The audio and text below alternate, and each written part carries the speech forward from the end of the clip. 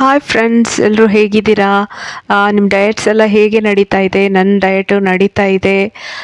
ಸ್ವಲ್ಪ ಸ್ಲೋ ಪ್ರೊಸೆಸ್ಸಲ್ಲೇ ಹೋಗ್ತಾ ಇದೆ ಅಂತ ಹೇಳ್ಬೋದು.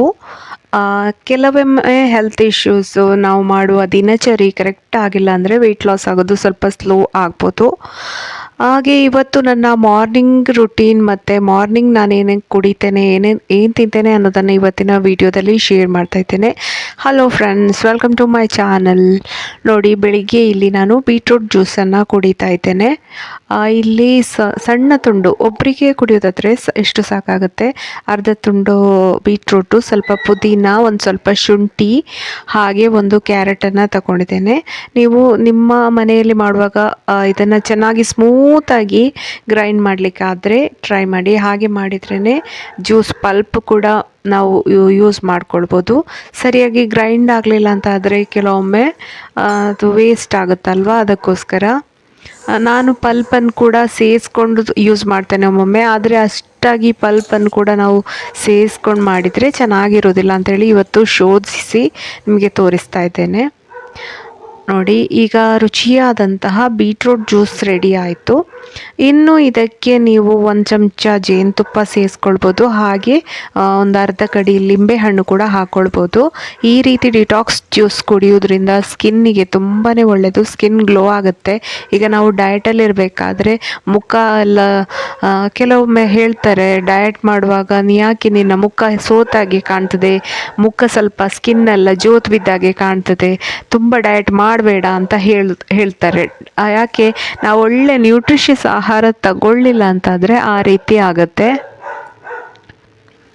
ಬೀಟ್ರೂಟ್ ಇದ್ದು ಅದನ್ನು ಫಿಲ್ಟರ್ ಮಾಡಿ ಆದಂಥ ಮೇಲೆ ಅದನ್ನು ಬಿಸಾಕಬೇಕು ಅಂತಿಲ್ಲ. ನಾವು ಅದನ್ನು ಚಪಾತಿ ಮಾಡಬೇಕಾದ್ರೆ ಬೇಕಾದರೆ ಸೇರಿಸ್ಕೊಂಡು ಚಪಾತಿ ಮಾಡ್ಬೋದು, ಯಾಕೆಂದರೆ ಅದು ಫೈಬರ್ ಇರುತ್ತೆ ಅದರಲ್ಲಿ.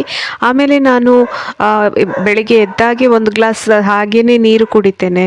ಫಸ್ಟ್ ನನಗೆ ಆಗಬೇಕದು, ಎದ್ದ ಕೂಡಲೇ ಒಂದು ಗ್ಲಾಸ್ ನೀರು, ಬಿಸಿ ನೀರು ಏನೂ ಹಾಕೋದಿಲ್ಲ, ಹಾಗೇ ಕುಡಿತೇನೆ.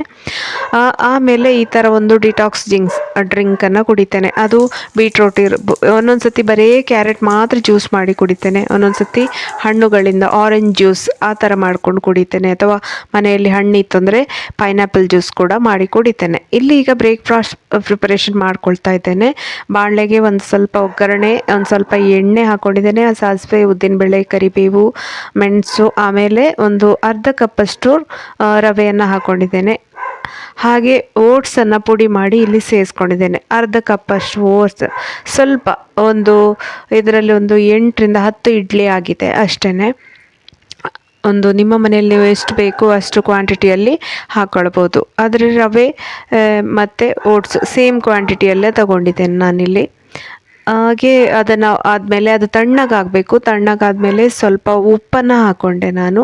ಹಾಗೆ ಒಂದು ಸ್ವಲ್ಪ ನೀರು ಹಾಕಿ ಚೆನ್ನಾಗಿ ಮಿಕ್ಸ್ ಮಾಡಿ ಒಂದು 10 ನಿಮಿಷ ಹಾಗೇ ಇಟ್ಕೊಳ್ಬೇಕು.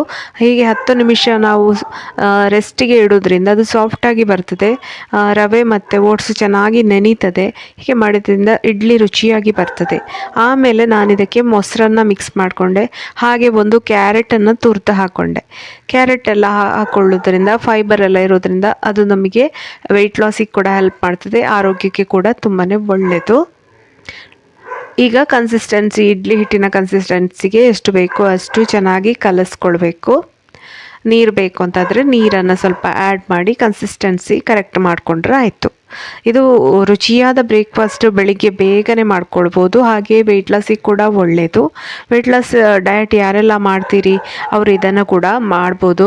ಡಯಟ್ ಮಾಡಬೇಕಾದ್ರೆ ಬೆಳಿಗ್ಗೆ ಅನಿಸ್ತದೆ ನಮಗೆ ಎಂತ ಮಾಡೋದು, ಯಾವ ರೀತಿ ತಿಂಡಿ ತಿನ್ನೋದು ಅಂತ ಹೇಳಿ ಬೆಳಿಗ್ಗೆ ಎದ್ದ ಕೂಡಲೇ ಯೋಚನೆ ಆಗ್ತದೆ. ಅದಕ್ಕೆ ನೀವು ಮೊದಲಿನ ದಿವಸವೇ ಒಂದು ಪ್ಲ್ಯಾನ್ ಮಾಡಿಬಿಟ್ಟು ನಾಳೆ ಇಂಥದ್ದೇ ತಿಂಡಿ ಮಾಡುವಂಥದ್ದು ಅಂತ ಹೇಳಿ. ಆಮೇಲೆ ನಾನು ಇದಕ್ಕೊಂದು 1/4 ಚಮಚದಷ್ಟು ಈನೋ ಹಾಕ್ಕೊಂಡಿದ್ದೇನೆ. ಈನೋವನ್ನು ಹಿಟ್ಟಿನ ಜೊತೆ ಚೆನ್ನಾಗಿ ಮಿಕ್ಸ್ ಮಾಡ್ಕೊಳ್ಬೇಕು. ಒಂದು ಸ್ವಲ್ಪ ನೀರು ಹಾಕ್ಕೊಂಡು ಚೆನ್ನಾಗಿ ಕಲಸಿಕೊಳ್ಬೇಕು. ಈನೋ ಹಾಕದೇನೂ ಮಾಡ್ಬೋದು, ಒಂದು ಅಷ್ಟೇನು ಸಾಫ್ಟಾಗಿ ಬರೋದಿಲ್ಲ, ಅದಕ್ಕೋಸ್ಕರ ಸ್ವಲ್ಪ ಈನೋವನ್ನು ಹಾಕ್ಕೊಳ್ಳೋದು. ಚೆನ್ನಾಗಿ ಮಿಕ್ಸ್ ಮಾಡಿದ್ಮೇಲೆ ಇಲ್ಲಿ ಇಡ್ಲಿ ತಟ್ಟೆಗೆಲ್ಲ ನಾನು ಎಣ್ಣೆ ಸವರಿ ಇಟ್ಕೊಂಡಿದ್ದೇನೆ. ನೋಡ್ಬೋದು ನೀವು ಇಲ್ಲಿ ರೆಡಿ ಮಾಡಿ ಇಟ್ಕೊಂಡಿದ್ದೇನೆ. ಈಗ ನಿಮಗೆ ಸ್ವಲ್ಪ ಸ್ವಲ್ಪನೇ ಹಾಕಿಡಿ, ತುಂಬ ಹಾಕಿದರೆ ಅದು ಉಕ್ಕಿ ಬರುತ್ತಲ್ವ, ಅದಕ್ಕೋಸ್ಕರ ಒಂದು ಸ್ವಲ್ಪ ಸ್ವಲ್ಪನೇ ಹಾಕಿ ಬೇಯಲಿಕ್ಕಿಟ್ರೆ ಆಯಿತು. ಒಂದು 10-15 ನಿಮಿಷದಲ್ಲಿ ಚೆನ್ನಾಗಿ ಬೇಯ್ತದೆ ಅದು. 15 ನಿಮಿಷ ಸಾಕಾಗುತ್ತೆ. ಸುಮಾರು ನಿಮಗೆ ಒಂದು 3/4 ಗಂಟೆಯಲ್ಲಿ ಈ ಇಡ್ಲಿಯನ್ನು ನೀವು ಮಾಡ್ಬೋದು. ಅಥವಾ ನೀವು ನಾನು ಫಸ್ಟ್ ರುವಿಗೆ ಫ್ರೈ ಮಾಡಿ ಇಟ್ಕೊಂಡಿದ್ದೇನಲ್ಲ, ಆ ಥರ ಇಡ್ಲಿ ಮಿಕ್ಸ್ ಥರ ಮಾಡಿ ಇಟ್ಕೊಂಡ್ರೆ ಬೆಳಿಗ್ಗೆ ಜಸ್ಟ್ ಮೊಸರು ಹಾಕೋದು, ಕಲಸೋದು, ಬೇಯಿಸ್ಲಿಕ್ಕೆ ಇಡೋದು ಅಷ್ಟೇ. ತುಂಬಾ ಈಸಿ ಆಗುತ್ತೆ. ಇದನ್ನು ಈಗ ಬೇಯಲಿಕ್ಕಿಡುವ ನಾವು. ಡಯಟ್ ಮಾಡುವಾಗ ಯಾವಾಗಲೂ ನಮ್ಮ ಡಯಟಲ್ಲಿ ಫೈಬರ್ ಇರಬೇಕು, ಪ್ರೋಟೀನ್ ಇರಬೇಕು, ಹಾಗೆಯೇ ಕಾರ್ಬೋಹೈಡ್ರೇಟ್ ಕೂಡ ಇರಬೇಕು. ಇಲ್ಲಿ ನಾನಿವತ್ತು ಮಾಮೂಲಿಯಾಗಿ ಒಂದು ತೆಂಗಿನಕಾಯಿ ಚಟ್ನಿ ಮಾಡ್ಕೊಂಡಿದ್ದೇನೆ. ಇದಕ್ಕೆ ಸ್ವಲ್ಪ ತೆಂಗಿನಕಾಯಿ, ಹಾಗೆ ಒಂದು ಪುಟಾಣಿ, ಹಾಗೆ ನೀರುಳ್ಳಿ, ಒಂದು ಒಣಮೆಣಸು ಇಷ್ಟು ಹಾಕಿ ಚಟ್ನಿನ ರೆಡಿ ಮಾಡಿಕೊಂಡಿದ್ದೇನೆ. ನೋಡಿ ಇಲ್ಲೀಗ ಇಡ್ಲಿ ಬೆಂದಿದೆ. ಇದನ್ನು ಈಗೆಲ್ಲ ಒಂದು ಬೌಲಿಗೆ ಹಾಕ್ಕೊಳ್ತಾ ಇದ್ದೇನೆ. ಬಿಸಿ ಇದೆ ತುಂಬಾ, ಹಾಗೆ ಸ್ವಲ್ಪ ತೆಗಿಲಿಕ್ಕೆ ನನಗೆ ಬಿಸಿ ಬಿಸಿ ಆಯಿತು. ಎಷ್ಟು ಚೆನ್ನಾಗಿ ಬಂದಿದೆ ಗೊತ್ತುಂಟ ಇಡ್ಲಿ, ಸೂಪರಾಗಿ ಬಂದಿದೆ. ಫ್ರೆಂಡ್ಸ್, ನೀವು ಕೂಡ ಮಾಡಿ.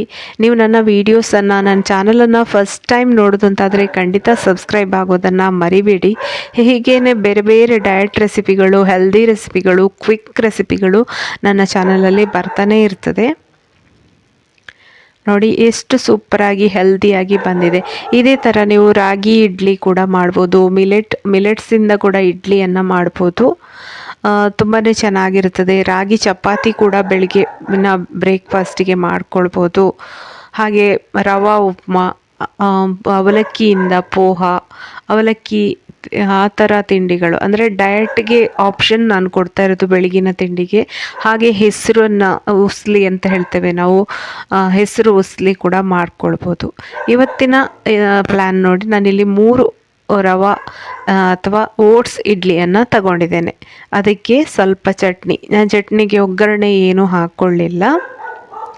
ನೀವು ಈ 3 ಇಡ್ಲಿ ತಿಂದು ಕೂಡ ನಿಮಗೆ ಸಾಕಾಗಲಿಲ್ಲ, ಹಸಿವಾಯಿತು, ಆ ಥರ ಏನಾದರೂ ಫೀಲ್ ಆಗ್ತದೆ, ಡಯಟ್ ಅಂತೇಳಿ ಕಷ್ಟ ಆಗ್ತದ ಅಂತ ಹೇಳಿ ಆಯಿತು ಅಂತಾದರೆ ನೀವು ಇದರ ಜೊತೆಗೆ ಸ್ವಲ್ಪ ಮೊಳಕೆ ಬರಿಸಿದ ಹೆಸರು ಕಾಳು, ಅದು ಸಲಾಡನ್ನು ತಗೊಳ್ಬೋದು. ನೋಡಿ ಇಲ್ಲಿ ನಾನು ಇವತ್ತಿನ ಬ್ರೇಕ್ಫಾಸ್ಟನ್ನು ತಗೊಳ್ತಾ ಇದ್ದೇನೆ. ಸಲಾಡನ್ನು ತಗೊಳ್ಬೋದು, ಅಥವಾ ಯಾವುದಾದ್ರೂ ಫ್ರೂಟ್ಸನ್ನು, ಒಂದು ಅರ್ಧ ಆ್ಯಪಲನ್ನು ಈ ಇಡ್ಲಿ ಜೊತೆ ನಿಮಗೆ ಇನ್ಕ್ಲೂಡ್ ಮಾಡ್ಕೊಳ್ಬೋದು. ಪಪಾಯ ಇದ್ದರೆ 1 ಬೌಲ್ ಪಪಾಯ, ಅಥವಾ ಮಸ್ಕ್ ಮಲನ್, ಆ ಥರ ಫ್ರೂಟ್ಸನ್ನು ಬೆಳಿಗ್ಗೆ ಇನ್ಕ್ಲೂಡ್ ಮಾಡೋದ್ರಿಂದ ಹೊಟ್ಟೆ ಫಿಲ್ ಆಗ್ತದೆ. ತುಂಬಾ ಚೆನ್ನಾಗಿರ್ತದೆ. ವೆಯ್ಟ್ ಲಾಸ್ ಕೂಡ ಬೇಗನೆ ಆಗ್ತದೆ. ಬಟ್ ನನಗೆ ಇಲ್ಲಿ 3 ಇಡ್ಲಿ ಅದು ಸಾಕಾಗಿದೆ. ನಾನು ಮತ್ತೆ ಹಸಿವಾಯಿತು ಅಂತಾದರೆ ಒಂದು ನೀರು ಕುಡಿತೇನೆ.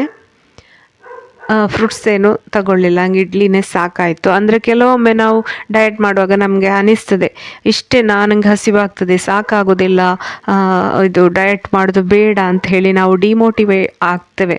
ಯಾಕೆಂದರೆ ಸ್ವಲ್ಪ ಸ್ವಲ್ಪ ತಿನ್ನೋದು ಕಷ್ಟ ಆಗ್ತದೆ ನನಗೆ ಅಂತ ಹೇಳೋ ಒಂದು ಫೀಲಿಂಗ್ ನಮಗೆ ಬರ್ತದೆ. ಇದು ಯಾರಿಗೆ ಕಷ್ಟ ಆಗ್ತದೆ, ಹೀಗೆ ಪ್ರಾಬ್ಲಮ್ ಆಗ್ತದೆ ಅನ್ನೋದನ್ನು ನೀವು ಕಮೆಂಟಲ್ಲಿ ಖಂಡಿತ ನನಗೆ ತಿಳಿಸಿ. ನಿಮ್ಮ ಅಭಿಪ್ರಾಯವನ್ನು ತಿಳಿಸ್ಲಿಕ್ಕೆ ಮರಿಬೇಡಿ. ಫ್ರೆಂಡ್ಸ್, ಈ ವಿಡಿಯೋ ಇಷ್ಟ ಆದರೆ ಖಂಡಿತ ಲೈಕ್ ಮಾಡಿ.